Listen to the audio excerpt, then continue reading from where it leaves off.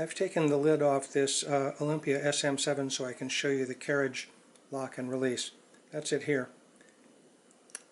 The tooth piece back in here, that's it.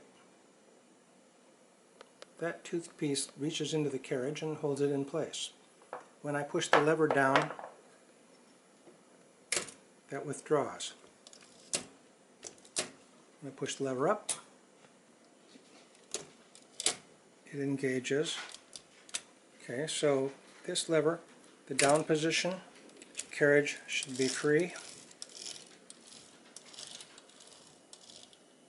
In the up position, when you find the middle, that piece drops into place. There, you just heard it, but I had the carriage arm in the way. That's in place now. Watch it pop back when I push the lever down. There it is. There it is. Push the lever down, it pulls back. So we've got a linkage that starts at this lever. The linkage follows through here. It's really very simple.